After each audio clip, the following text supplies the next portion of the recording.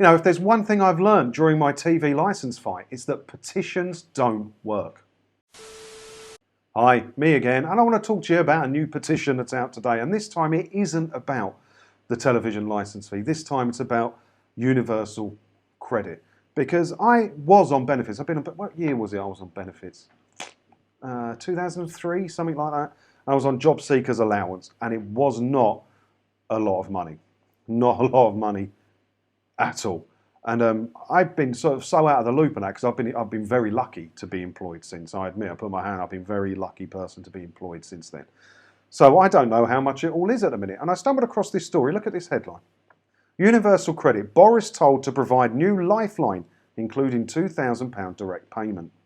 So I read that and I think, cushy people on benefits getting all that money. I see it on the benefit shows on the telly and that. Now they want another £2,000. You are having a laugh, people. Come on, get your act together.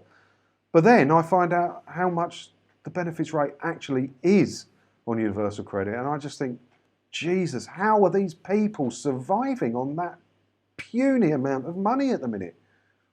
Let's have a look. So the petition was launched on the site 38 Degrees on Monday the 8th, and it calls on the government to increase universal credit to support people during the cost of living crisis. Within 24 hours of going live, the petition backing the demand for an emergency budget had been signed by 47,500 members. The petition called for the government to cancel the October OGFEM price cap increase to boost universal credit and deliver a direct payment of nearly £2,000 to help those hit hardest. But like I said at the beginning, if there's one thing I have learned, it's that petitions do nothing. I'm in the TV licence fee fight, as you may well know, unless you're new to this channel. That's my main sort of thing.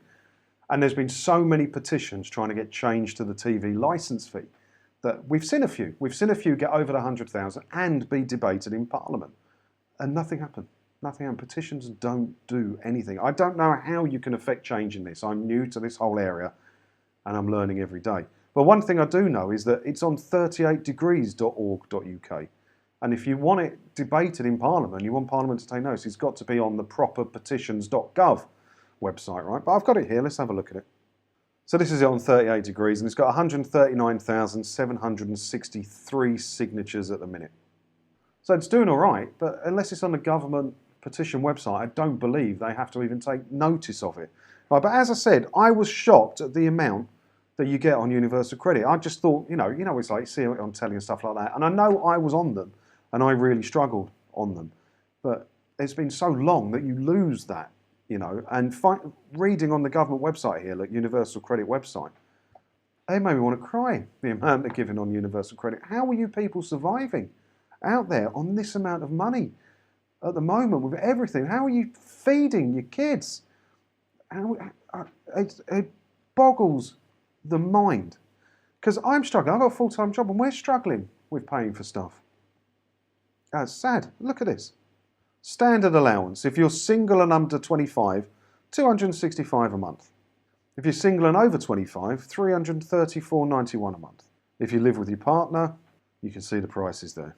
So if you live with your partner and either of you are over 25, so God forbid me and the missus lost our jobs and we had to sign on, we would go from 2 full-time wages down to £525.72 and be expected to survive on that. I don't think we could.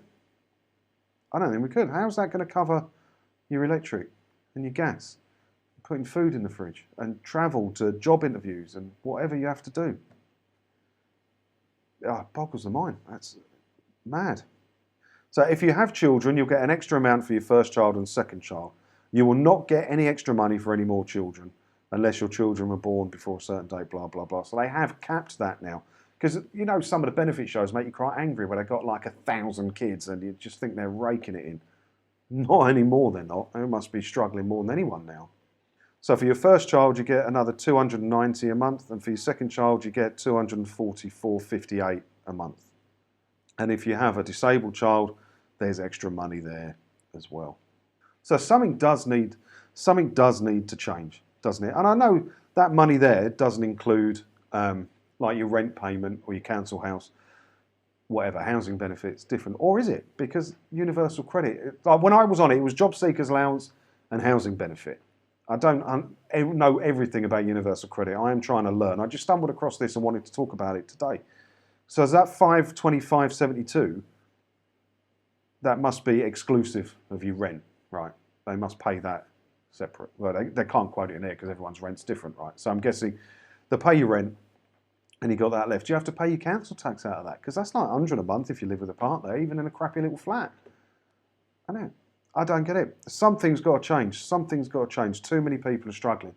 If people in full-time jobs are struggling to survive and pay bills, then people on universal credit must just think the end of the world has come, right?